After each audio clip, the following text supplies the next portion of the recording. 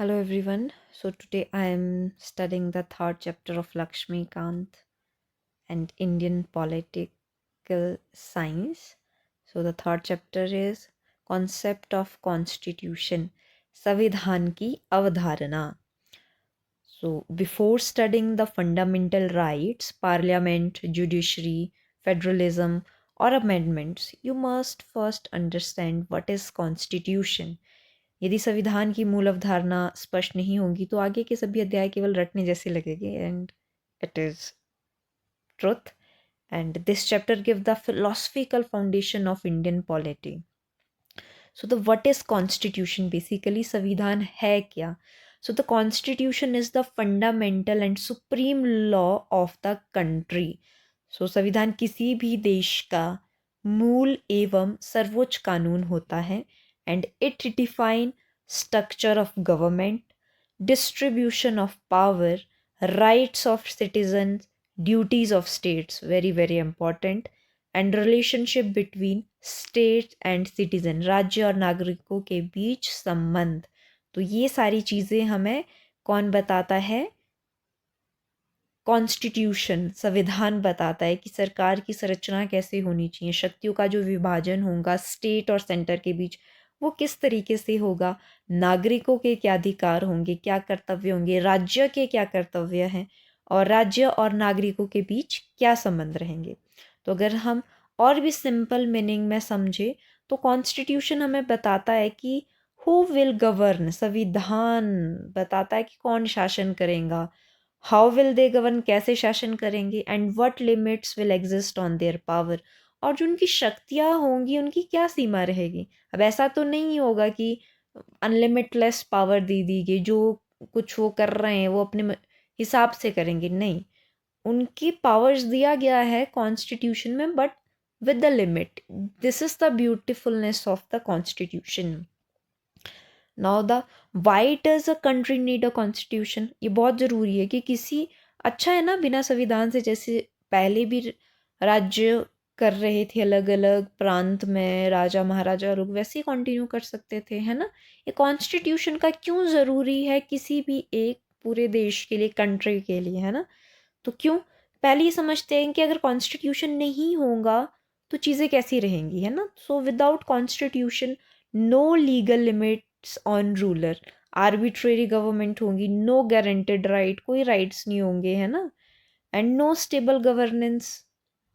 और with constitution, अगर constitution होगा तो एक रूल बेस्ड गवर्नमेंट होगी, है ना, जो कार्य प्रणाली होंगी वो प्रॉपर तरीके से होंगी, सरकार एक प्रॉपर तरीके से काम करेंगे, पूरे एक रूल्स रहेंगे, रेगुलेशंस रहेंगे, सिटीजन्स का प्रोटेक्शन रहेगा. ऐसा नहीं है कल से कोई भी बाहर ली कंट्रीज आके वॉर छेड़ रही है और ऐसे आपके ऊपर अटैक कर लिया, नहीं, उसके लिए भी सिटीजन्स का एक प्रोटेक्शन है हर एक लेवल पे, not on the level of कि बाहर की कंट्री है ना, but on the level of यहाँ के ही लोग किसी से ऐसे ही बंधुआ मजदूरी, ये चीज़ नहीं हो सक पाएंगी. क्यों? क्योंकि सिटीजन्स का प्रोटेक्शन है, पॉलिटिकल स्टेबिलिटी है, अकाउंटेबिलिटी, वेरी इंपॉर्टेंट, है ना. So the example, imagine a cricket match without rules. तो अगर कोई क्रिकेट मैच हो रहा है, कोई बाउंड्रीज नहीं है, कोई एम्पायर नहीं है ना, नो डायमेंशनल रूल्स नहीं है, तो एक क्योस हो जाएगा. और simply a nation without constitution become unstable. तो बिना किसी संविधान से कोई भी एक देश जो है वो अनस्टेबल बन जाता है. तो इसीलिए कॉन्स्टिट्यूशन का होना बहुत ज़रूरी है. So the basic purpose of the constitution क्या है? टू क्रिएट गवर्नमेंट, सरकार का निर्माण करना, to establish institutions like legislature, executive, judiciary, ठीक है. तो इसीलिए कॉन्स्टिट्यूशन इंपॉर्टेंट और ये काम करती है. टू लिमिट गवर्नमेंट पावर, अब गवर्नमेंट बना दी है, अब गवर्नमेंट बना भी कॉन्स्टिट्यूशन रहा है और उसकी पावर भी कॉन्स्टिट्यूशन दे रहा है, बट उसकी पावर को लिमिट भी कॉन्स्टिट्यूशन कर रहा है. अब ये क्यों ज़रूरी है, अभी हम इन डेप्थ इसको समझेंगे. क्यों? क्योंकि सरकारी शक्तियों को सीमित करना, तो government can not act arbitrarily, कोई भी मनमाना काम नहीं कर सकती है गवर्नमेंट, ठीक है. एंड टू प्रोटेक्ट राइट्स, अभी राइट्स किसने दिए? कॉन्स्टिट्यूशन ही राइट दे रहा है और कॉन्स्टिट्यूशन ही राइट्स को प्रोटेक्ट भी कर रहा है. To ensure liberty and equality and to ensure justice, है ना. और जस्टिस कैसा, हम अभी हमने अपना प्रीवियस वीडियो में ही ये देखा कि जो ऑब्जेक्टिव रेजोल्यूशन लेके आए थे नेहरू जी, उसमें उन्होंने बात की थी जस्टिस की, है ना। तो वही जस्टिस हम अभी तक फॉलो कर रहे हैं कि न्याय होना ज़रूरी है। कैसा? Social, economic and political justice, and to maintain order, and after that the essential feature of constitution, संविधान की आवश्यक आवश्यक विशेषताएं क्या क्या हैं। तो we are not talking about the Indian constitution but about the constitution only. So a good constitution must have clarity, स्पष्टता होनी चाहिए, रूल मस्ट बी क्लियर, है ना। Stability, should not change frequently. Flexibility, लचीलापन होना चाहिए, बहुत ज़्यादा रिजिड भी नहीं होना चाहिए। Must adapt to changing times, है ना। ऐसा नहीं है कि कोई एक रूल बना दिया और उसके बाद वो चेंज नहीं हो सकता। तो फ्लेक्सिबिलिटी होना ज़रूरी है कि अगर फ्यूचर में किसी चीज़ में कोई एक हमें चेंज करना पड़े, अमेंड करना पड़े, we can amend that. No, the protection of rights and independent judiciary, very very important. न्यायपालिका का स्वतंत्र होना बहुत ज़रूरी है। So these are the features of good constitution. Now types of constitution, constitution also having types, है ना। And this is one of the most important conceptual area too. And what are the types? Written constitution, लिखित संविधान सोच सकता है। और constitution formally written in a document. For example, India है, united state है, तो रिटन कॉन्स्टिट्यूशन है। और फीचर क्या है कि क्लियर है, प्रिसाइज है और ईजी टू रेफर है। एडवांटेज है कि ब्लेटर एक सर्टिनिटी हमें देता है। और डिसएडवांटेज ये है कि sometime can become rigid, right. And the unwritten constitution, अलिखित जो संविधान है, वो बेस्ड होता है कस्टम्स पे, कन्वेंशंस पे, जुडिशियल डिसीजंस पे। For example like UK, United Kingdom में कैसा है? अनरिटन कॉन्स्टिट्यूशन है। So the unwritten does not mean absent, है ना, it means contained in one single document. मतलब it means not contained in one single document. For example, if we talk about the India, तो constitution एक single document में frame किया गया, एक पूरा का पूरा बुक है उसका, है ना। But if we talk about the UK, so it is not contained in a single document. तो जब से यूके में एक अलग अलग लेवल पे जो जो अमेंडमेंट हो रही है, तो एक डॉक्यूमेंट नहीं बना है प्रॉपर, बस उसको जो कि ऐड ऑन किए जा रहे हैं। अगर कोई नया अमेंडमेंट हो रहा है, कोई नया रूल बन रहा है, तो not in the proper form of a document. No, rigid constitution, so the कठोर संविधान। तो this is also type of constitution. Difficult to amend, amend करना मुश्किल हो जाता है ना। अगर आपको कोई एक नया रूल लेके आना है या कोई चेंज करना है तो डिफ़िकल्टी आ जाती है। फॉर एग्जांपल यूनाइटेड स्टेट, तो वहाँ पे एक बहुत ही स्पेशल प्रोसीजर रिक्वायर्ड होता है अगर आपको अमेंडमेंट करना है। मतलब फ्लेक्सिबल कॉन्स्टिट्यूशन, बहुत ही ज़्यादा लचीला हो जाना, easy to amend. Like UK, वहाँ का कॉन्स्टिट्यूशन क्या है? एक तो एक प्रॉपर डॉक्यूमेंट की फॉर्म में नहीं है, दूसरा क्या है? फ्लेक्सिबल है, लचीला है अमेंड करने के लिए। And the partially rigid plus partially flexible, most important is the fifth type of a constitution, and this is where India belongs. Why? Because different amendment need different procedure. बहुत ज़्यादा rigid भी नहीं है ना, कि कोई भी अमेंड करना बहुत ही ज़्यादा मुश्किल हो जाए, और बहुत ज़्यादा फ्लेक्सिबल भी नहीं है कि इजीली कोई भी चीज़ आसानी से चेंज की जा सकती है। तो it is the beautifulness and combination of both these things. तो कुछ संशोधन साधारण बहुमत से हैं, कुछ विशेष बहुमत से होते हैं, है ना, स्पेशल मेजॉरिटी चाहिए, और कुछ राज्य की स्वीकृति के सहित ही पास होते हैं। So this is important. Now the constitutionalism, संवैधानिकता क्या है? So this is the highly important philosophical concept. तो मीनिंग क्या है कि गवर्नमेंट लिमिटेड बाय कॉन्स्टिट्यूशन। संवैधानिकता क्या है कि संविधान द्वारा नियंत्रित शासन। तो जो शासन हो रहा है, जो गवर्नमेंट है, वो कॉन्स्टिट्यूशन से लिमिट है। क्यों लिमिट है? गवर्नमेंट को कॉन्स्टिट्यूशन ही बना रहा है और उसकी पावर्स को भी लिमिट कर रहा है, that is why. So it means rules are subject to law. शासक भी कानून के अधीन हैं, तो उनको भी ऐसा नहीं है कि वो सुप्रीम है। सुप्रीम सिर्फ लॉ है। जो शासन कर रहे हैं, जो भी मिनिस्टर्स हैं, पॉलिटिकल नेता हैं, ऐसा नहीं है कि वो सुप्रीम हो गए, वो भी लॉज के अंडर है। उनको भी शासक भी जो कानून के अधीन है, उन्हें भी कानून की इन चीज़ों को पालन करना है।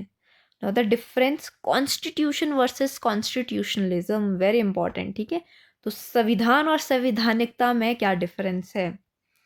एंड सो द कॉन्स्टिट्यूशन क्या है? एक डॉक्यूमेंट है, right. And constitutionalism, a culture of limited government, ठीक है। एग्जाम्पल, अ कंट्री में have a constitution but if ruler ignore it, तो कॉन्स्टिट्यूशनलिज्म नहीं होगा। संविधान हो सकता है किसी सरकार के पास, लेकिन जो सरकार या जो कंट्री के जो रूलर है, शासक है, अगर वही उस संविधान का पालन नहीं कर रहे हैं तो वहाँ संवैधानिकता नहीं है, भले ही संविधान है। This is the basic difference with the simple example. Now the rule of law, अब विधि का शासन, what is the rule of law? So one of the most important constitutional idea, और ये गिवन बाय था एवी डाइसे साहब थे। उन्होंने ये जो कि है आइडिया दिया था, कौन सा? Rule of law. Very important, ये नाम याद रखना जरूरी है, कई बार पूछ लिया जाता है एग्जाम्स में। So it is given by A V Dicey. Meaning क्या है कि लॉ इज सुप्रीम, कानून ही सर्वोच्च है। No person is below law, कोई अबव लॉ, सॉरी, है ना। तो कोई भी कानून से ऊपर नहीं है, वो चाहे शासक है चाहे काम करने वाला है, दोनों को ही कानून के अंदर है कि उस कानून का पालन करना है। सुप्रीमेसी होगी लॉ की। So that there was a 3 principle based on this thing.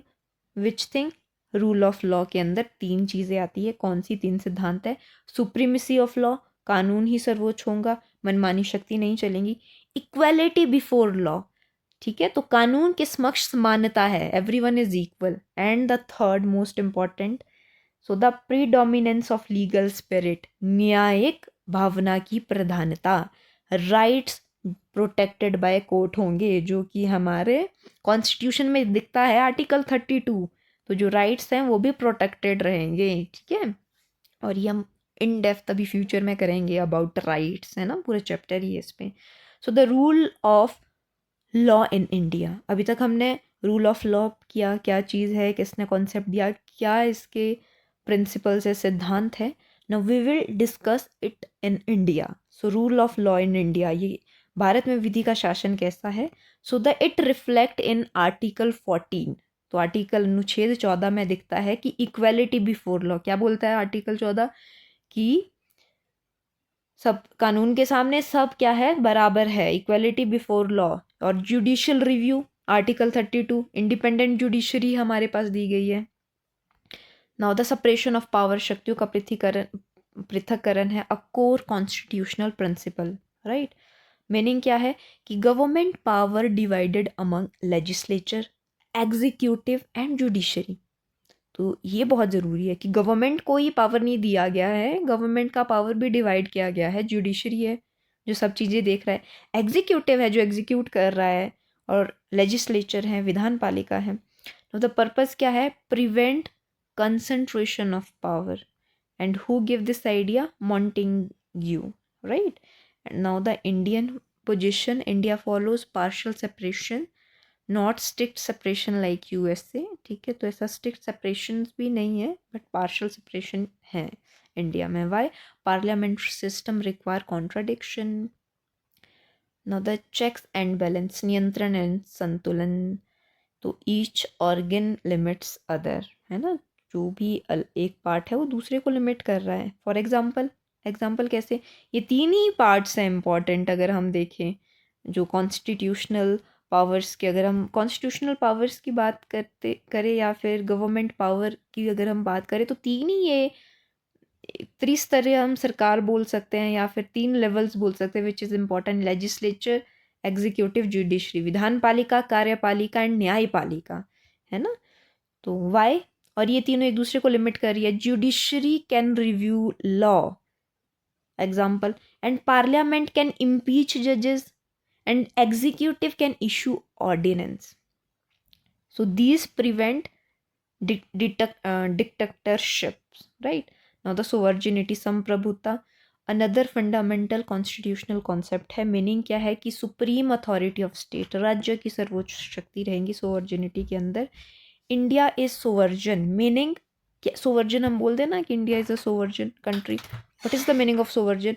No external authority control India, कोई भी बाहर की, ऐसा नहीं है कि ब्रिटिशर या यूएसए कोई और कंट्री भारत को की अथॉरिटी को कंट्रोल कर रहा है, right. So no external authority control India, added explicitly in preamble, तो प्रियम्बल में भी एडेड है।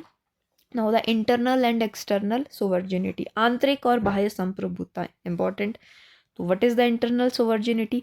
Supreme authority within territory. And external क्या है? Freedom from foreign control. Both are important and India has both.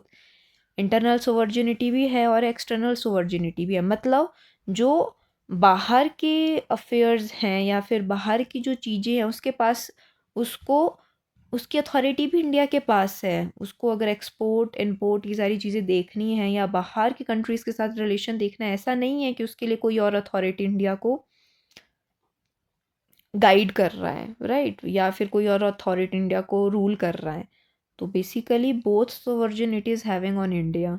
The democracy, लोकतंत्र है ना, meaning government by people, जनता द्वारा शासन। Type direct democracy, people directly participate, example referendum. And indirect democracy, representative govern, like India follows this. ठीक है, तो indirect democracy है। इनडायरेक्ट डेमोक्रेसी क्या है कि इलेक्शंस होते हैं, लोगों का प्रतिनिधित्व करने के लिए कोई एक शासक आता है जो लोगों के विचार विमर्श को आगे रखता है, लोग चूज करते हैं और गवर्नमेंट बनती है और वो फिर लोगों के लिए काम करता है। So this is the representative government and India follows this indirect democracy. Now the Republic, this is important, गणराज्य। India is a republic nation. So what a republic mean, right? So the republic means कि head of a state is elected, है ना, जो head of state होगा वो elected होगा, election के through जाएगा। ऐसा नहीं है कि वंशानुगत शासक नहीं होगा, लाइक वी सॉ इन, हम ब्रिटेन में देखते हैं, वहाँ पे क्या है, जो हेड ऑफ अ स्टेट है तो वो जो कि हेरिडिटरी में है, मतलब वंशानुगत शासक है, लाइक, राइट। सो ऐसा नहीं है इंडिया में, रिपब्लिक है क्योंकि इलेक्टेड यहाँ पे हेड रहता है स्टेट का। So the state doesn't mean the state 28 state, state means the whole nation over here, right. And the India become republic, कब इंडिया रिपब्लिक बना? वेरी इंपॉर्टेंट, 26 जनवरी 1950 को। और इस डेट्स पे क्या हुआ था? 26 जनवरी 1950 को हमारा कॉन्स्टिट्यूशन इन्फोर्स किया गया था, लागू किया गया था। ठीक है, तो इसी दिन भारत जो कि है गणराज्य बना। तो the difference between Republic versus democracy, तो गणराज्य और लोकतंत्र में क्या डिफरेंस है? सो द डेमोक्रेसी क्या है? पीपल इलेक्ट गवर्नमेंट, सरकार का चुनाव कौन कर रही है? जनता ही कर रही है। ठीक है। रिपब्लिक क्या है? नो हेरिडिटरी रूल, रिपब्लिक का मतलब है कि कोई भी वंशानुगत रूप से रूलर शासक नहीं है, इलेक्टेड है। ठीक है, so a country can be democratic but not republic. तो देयर इज़ अ पॉसिबल कि एक कंट्री डेमोक्रेटिक हो, जो गवर्नमेंट फॉर्म हो रही है वो लोगों के द्वारा चुने गए लोग हो, लेकिन ज़रूरी नहीं है कि रिपब्लिक हो। जो हेड ऑफ अ गवर्नमेंट है या हेड ऑफ अ रूल वहाँ पे है, तो वो ज़रूरी नहीं है कि वो गवर्नमेंट द्वारा इलेक्ट किया गया हो। फॉर एग्जांपल यूके है ना, तो वहाँ पे क्या है? वंशानुगृत रहता है, it is not a republic country, right. Now the liberty, स्वतंत्रता means freedom of thought, expression, belief, faith, worship. तो ये सारे फ्रीडम देती है हमारी कॉन्स्टिट्यूशन, हमें लिबर्टी है and protected through fundamental rights के थ्रू ये चीज़ प्रोटेक्टेड है। द इक्वेलिटी, समानता मीन्स इक्वल लीगल स्टेटस है, प्रोटेक्टेड बाय आर्टिकल 14 विच क्या बोलता है? Equality before law. The justice, न्याय, तीन तरह के न्याय हैं और एक दो न्याय नहीं दे रहा है हमें, हमारा कॉन्स्टिट्यूशन तीन तरह के न्याय दे रहा है। सोशल जस्टिस, सामाजिक जस्टिस होना चाहिए, एंड डिस्क्रिमिनेशन का, भेदभाव को ख़त्म करता है ये। इकोनॉमिक डिस्क्रिमिनेशन, आर्थिक न्याय, फेयर डिस्ट्रीब्यूशन होता है। और पॉलिटिकल जस्टिस, राजनीतिक न्याय, इक्वल पॉलिटिकल अपॉर्चुनिटी सबको मिलती है। So this is the beautifulness of our constitution.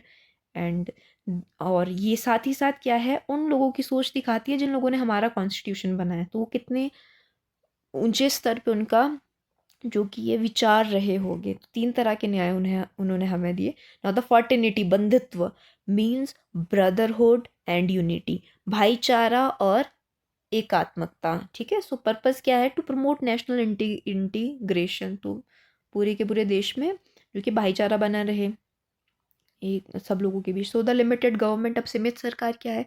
So the a constitutional democracy require limited government, meaning government can not exceed constitutional power, limit कर रहा है, कॉन्स्टिट्यूशन ही पावर दे रहा है, लिमिट कर रहा है, सेम चीज़ है ना।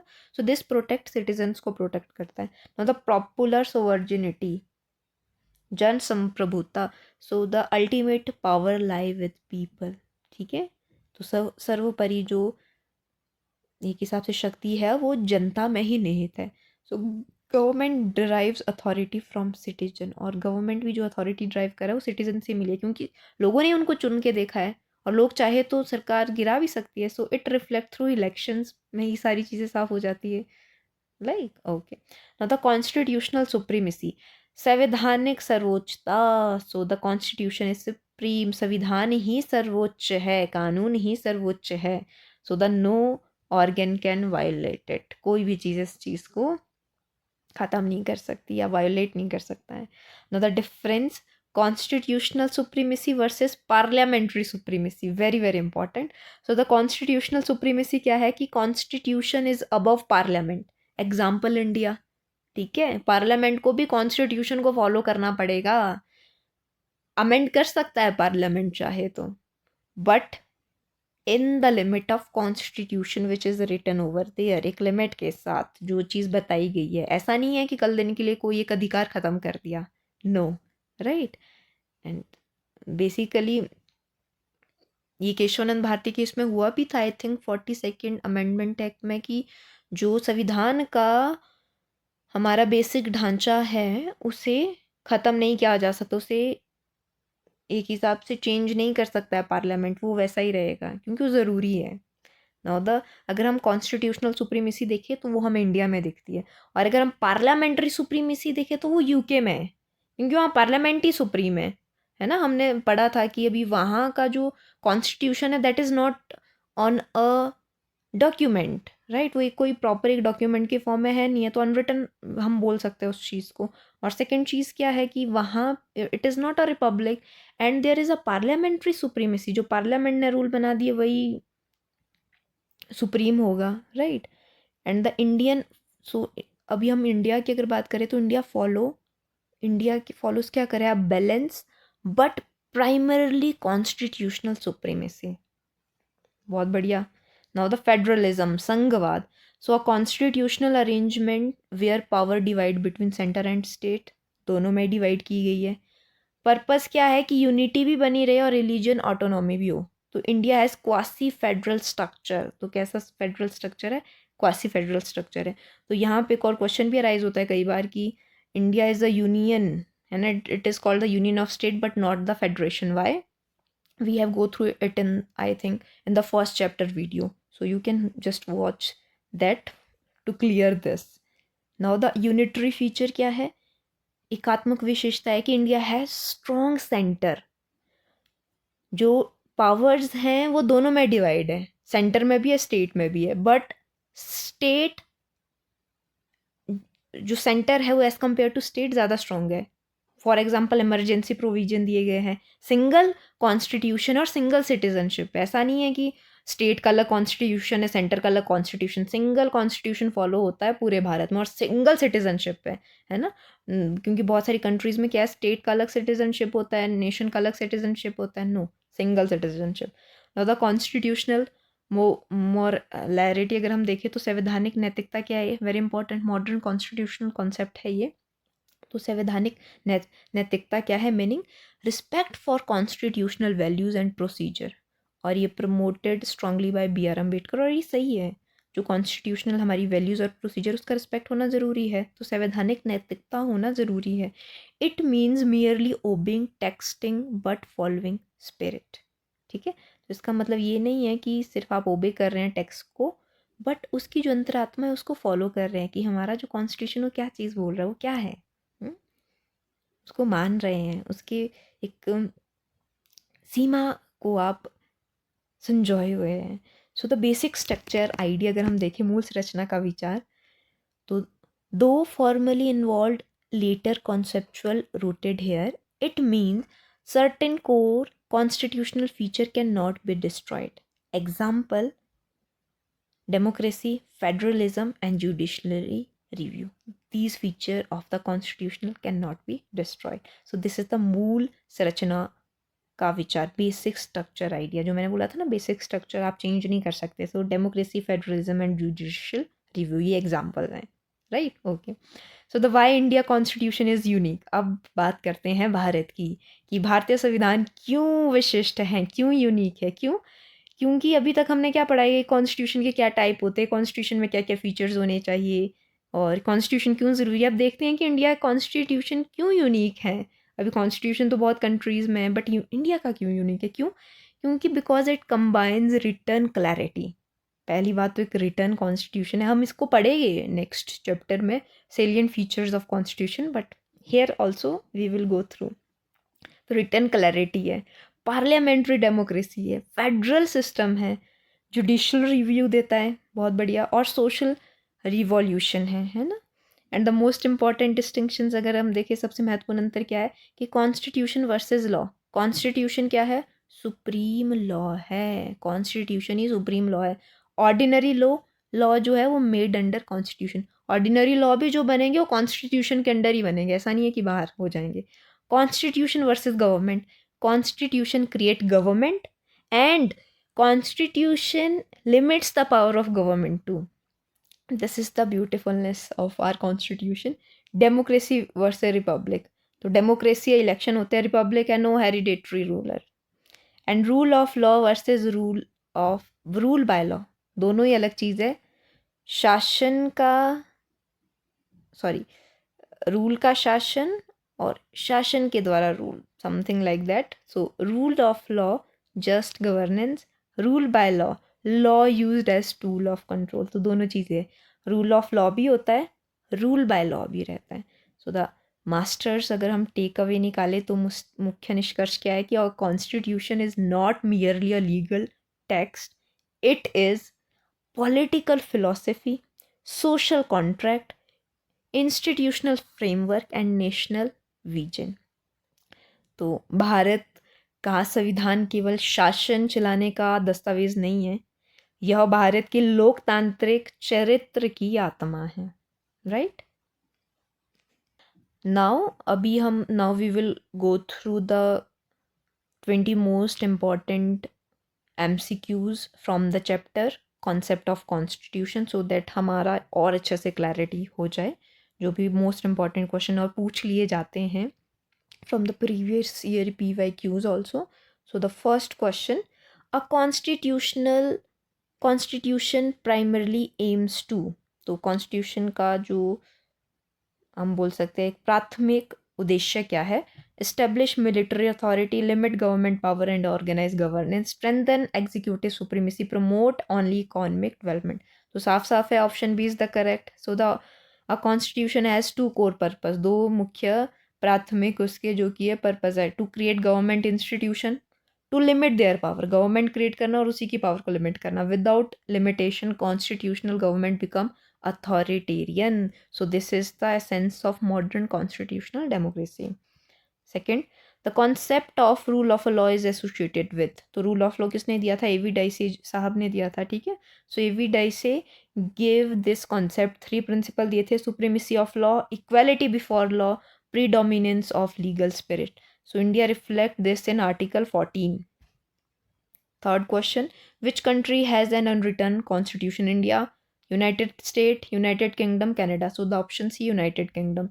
So the UK constitution is not contained in one single document. It consists of customs, convention, judicial precedents, statutes, and one more thing, UK is also not a republic country, right? Okay. So yeah, one more thing, ki unwritten does not mean non-existence, right? So clear this also. And the fourth, India's constitution is best described as completely rigid, completely flexible. Very easy. Partially rigid and partially flexible. Why? Amendments require different procedures. Some need simple majority, some special majority, some special majority plus state rectification. So that is why it is partially rigid and partially flexible. Fifth question, the doctrine of separation of power was propounded by, तो ये दिया था Montagu, नहीं, Montesquieu, ने, ठीक है, doctrine of separation of power, ठीक है। तो Montesquieu propose this doctrine, purpose prevent concentration of power division legislature executive और जुडिशरी, और इंडिया फॉलो करता है, India follows partially separation, right, okay. Now the sixth, constitutionalism mean, संवैधानिकता का क्या मतलब है? Existence of constitution, ruled by a elected government, limited government under constitutional restraint, judicial supremacy. Option C is the correct. This is the class. So basically difference क्या है? Constitution, a legal document. Constitutionalism, संवैधानिकता, a culture of limited power. A country may have a constitution but lack constitutionalism, right? Okay. Now the seventh, India follows strict separation of power, partial separation of power, no separation of power, judicial dictatorship. So क्या है? Partial separation of power है, ना तो strict separation है और ना no separation भी नहीं और judicial dictatorship भी नहीं है। क्या है? Partial separation of power है। कहाँ? किन किन में है?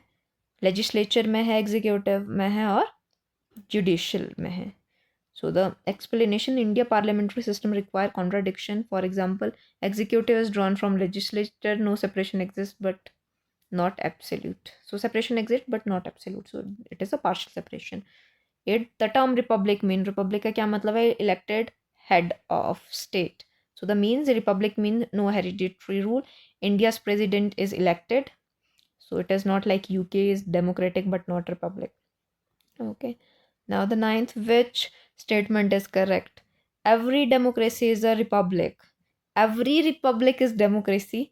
Democracy and republic are identical. A democracy may not necessarily be a republic. So the option D is correct. It may be a democratic country but not necessarily republic. We say in the United Kingdom. So the democracy doesn't mean republic. The constitutional supremacy means constitution is above all institution, right? For example, in India, parliament, executive, judiciary all derives power from constitution, but none can override it. 11th, India is described as a union of state because union is indestructible. जो संघ है उसको तोड़ा नहीं जा सकता, indestructible है. So explained by B.R. Ambedkar, meaning states cannot separate from union. ऐसा नहीं है कि कल दिन के लिए कोई भी स्टेट भारत का बोल रहा है कि मुझे एक नया ही नेशन बन जाना है. So India is the union of state but union is indestructible. So this strengthen national unity. The question 12, popular sovereignty means parliament is supreme, judicial is supreme, people are ultimate source of authority, president has supreme power. So the people are ultimate source of authority. So the ultimate power lie within people, expressed through election.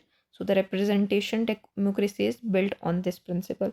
Now the 13, which of the following is not a feature of rule of law? Very important. ठीक है, equality before law होता है, arbitrary government action, legal supremacy, judicial protection of right. So the arbitrary governmental action, ऐसा नहीं है कि सरकार मनमाने ढंग से कोई भी काम कर रही है, ठीक है, लिमिट करता है कॉन्स्टिट्यूशन ही गवर्नमेंट के पावर्स को. So rule of law reject arbitrariness, government must act according to law.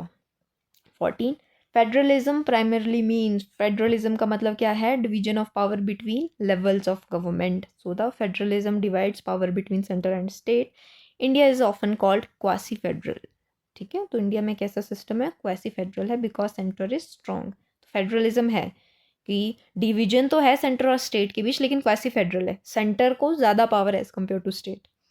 So which country is the example of rigid constitution? UK, India, United State. So New Zealand. So it is the United State. ठीक है, वहाँ पे कोई भी amendment करना हो तो it is very difficult to amend the constitution. And if we saw on the United Kingdom में it is a flexible constitution. वहाँ पे amend करना is easy, and India it is a partial flexible and partial rigid.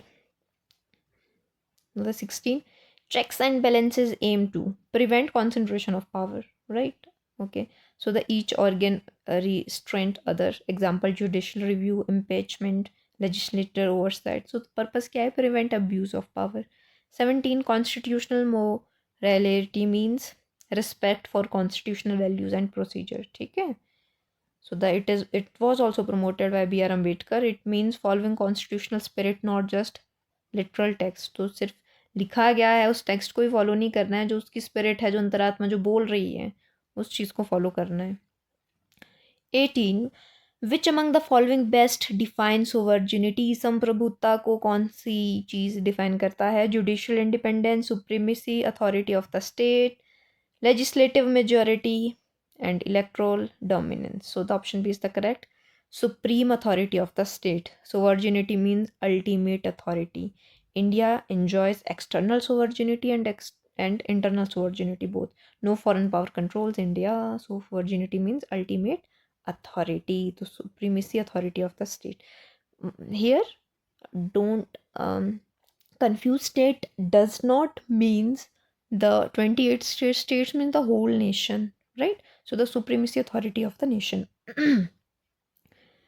19 the principle of equality before law is borrowed from, तो ये जो principal है कि equality होनी चाहिए बिफोर लॉ, ये किससे बोरो किया गया है? यूनाइटेड किंगडम से. So this reflects British constitutional influence. Article 14 embodies this principle. Now the question 20, which statement is most accurate? Constitution and constitutionalism are same. दोनों सेम नहीं है. Constitutionalism is broader than constitution. Constitution is broader than constitutionalism. Neither are related. So option B is the correct. संवैधानिकता. So constitutionalism is broader than constitution. ठीक है. So this is one of the most important conceptual distinction. Constitution written framework है. Constitutional political culture ensuring limited power. So the constitutionalism is broader. Now the master revision concept अगर हम देख ले, constitution, supreme law, constitutionalism, limited government, rule of law, law above all, republic, elected head, democracy, government by people, federalism, division of power between center and state, and India follow the quasi federal. Now अभी जल्दी जल्दी से कुछ important से जो concepts हैं इस chapter से उनको गो थ्रू करते हैं, सो दैट हमारा ये चैप्टर पूरे तरीके से अच्छे से रिवाइज हो जाए, प्रिपेयर हो जाए एग्जाम्स के लिए. So the constitution as a social contract, संविधान एक सामाजिक अनुबंध. तो constitution is often understood as a social contract between state and citizen, meaning citizens agree to obey lawful authority. In return the state protect right and ensure justice. तो संविधान राज्य और नागरिक के बीच एक सामाजिक अनुबंध है, तो एक समझौता इसे कहा जाता है. तो नागरिक कानून का पालन करते हैं और राज्य उनकी स्वतंत्रता एवं अधिकारों की रक्षा करते हैं.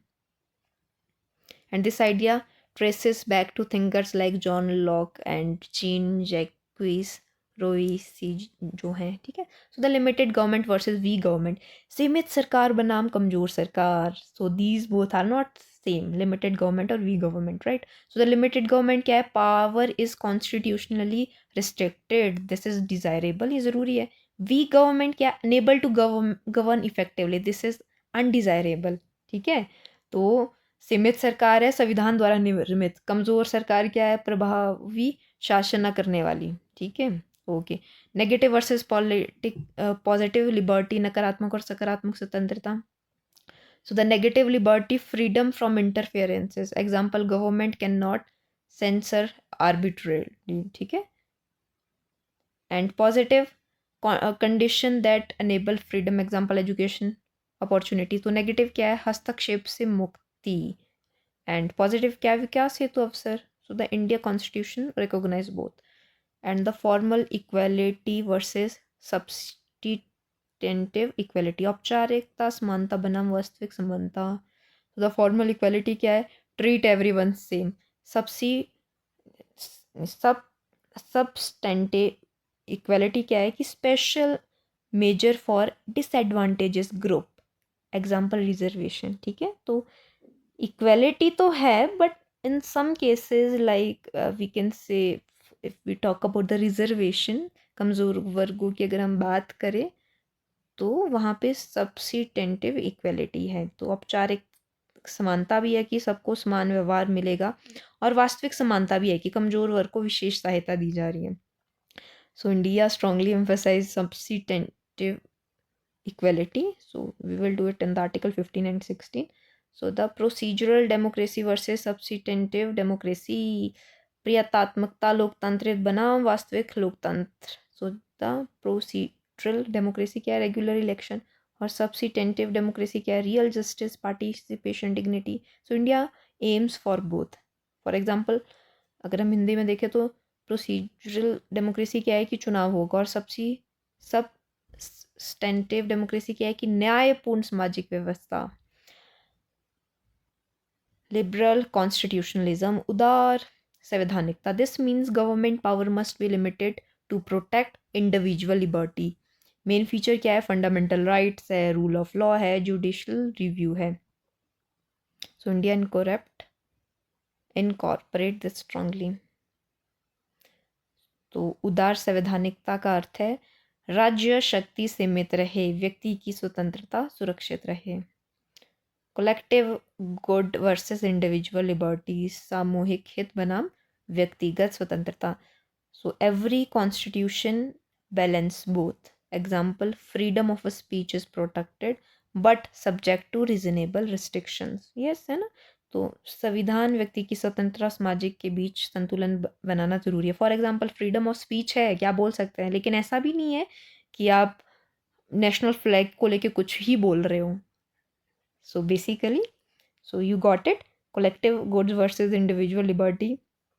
I think you have got it here. So the India balance defines Indian constitutionalism. So this balance defines Indian constitutionalism, right? Now the why constitutions differ across countries. तो अलग अलग देशों के संविधान अलग अलग क्यों हैं?